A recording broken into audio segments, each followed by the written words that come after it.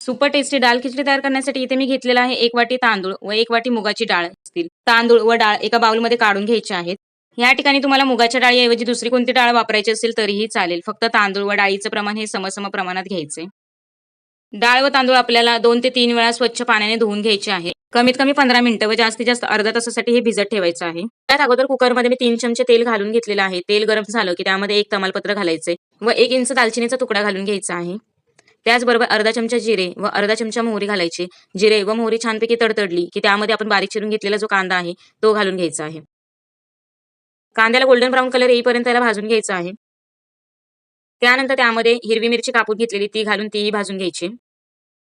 ज्या भाज्या घेतल्या त्या घालून घ्यायच्या आहेत. इथे मी फक्त बटाटाच घेतलेला आहे. तुमच्याकडे जर गाजर, फरसबी, वाटाणा किंवा फ्लॉवर असेल तेही वापरलं तरीही चालेल.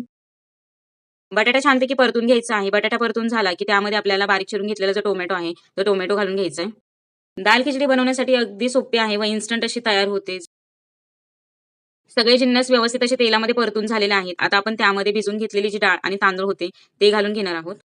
बारीक गॅसवरती हे मी सगळं परतून घेते. तोपर्यंत आपल्याला जर व्हिडिओ आवडत असेल तर पटकन आपल्या व्हिडिओला लाईक करा. इथे मी एकूण 2 वाटी तांदूळ व डाळ घेतलेली आहे. त्याचप्रमाणे आपल्याला 6 वाटी पाणी ऍड करायचे. 6 वाटी पाणी मी ऍड केलेलं आहे. आता ह्यामध्ये आपल्याला काही सुके मसाले ऍड करायचे आहेत. त्याला ह्यामध्ये चवीपुरतं मीठ घातलेलं आहे. त्याचबरोबर अर्धा चमचा मी हळद घातली. चवीप्रमाणे 1 चमचा लाल मिरची पावडर घातली. अर्धा चमचा धनेपूड ऍड केले व सगळ्यात शेवटी पाव चमचा गरम मसाला घातलेला आहे. हे सगळे जिन्नस आपल्याला मिक्स करून घ्यायचे पाण्यामध्ये.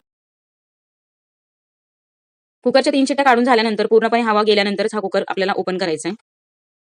वाव, भारीच. 3 शिट्ट्या मी काढून घेतलेल्या आहे आणि आपली दाल खिचडी मस्त अशी तयार झालेली आहे. त्यामधलं पाणी कमी वाटलं तर तुम्ही अजून पाणी ऍड करू शकता. फक्त पाणी ऍड करत असताना आपल्याला थंड पाणी ऍड करायचं नाही, तर थोडंसं कोमट पाणी करूनच त्यामध्ये ऍड करायचंय. जेणेकरून दाल खिचडीची जी चव असते ती चव जाणार नाही किंवा त्याची चव अजून जास्त वाढेल. त्यासाठी आपल्याला कोमट किंवा गरम पाण्याचाच वापर करायचा आहे. इथे मी ग्लासभर पाणी गरम करून घेतलेलं आहे व त्यामध्ये ऍड केलेलं आहे.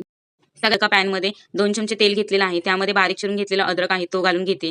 त्याचबरोबर 7 ते 8 लसूण पाकळ्या मी बारीक कापून घेतलेल्या आहेत. ते सोनेरी रंग येईपर्यंत त्याला भाजून घ्यायचं आहे व ह्या ठिकाणी मी कलर येण्यासाठी अर्धा चमचा लाल मिरची पावडर वापरलेली आहे. तुमच्याकडे जर लाल मिरची असेल तीही वापरली तर अतिउत्तम. तयार केलेला तडका आपल्याला दाल खिचडीवरती ओतून घ्यायचा आहे. ह्यामध्ये आपण लसणाची फोडणी देतोय. लसणाच्या फोडणीमुळे दाल खिचडीची चव अजून जास्त उभारून येते. वरून थोडीशी बारीक चिरून घेतलेली कोथिंबीर भुरभुरायची. वाव, मस्तच. आपली दाल खिचडी परफेक्ट अशी तयार झालेली आहे.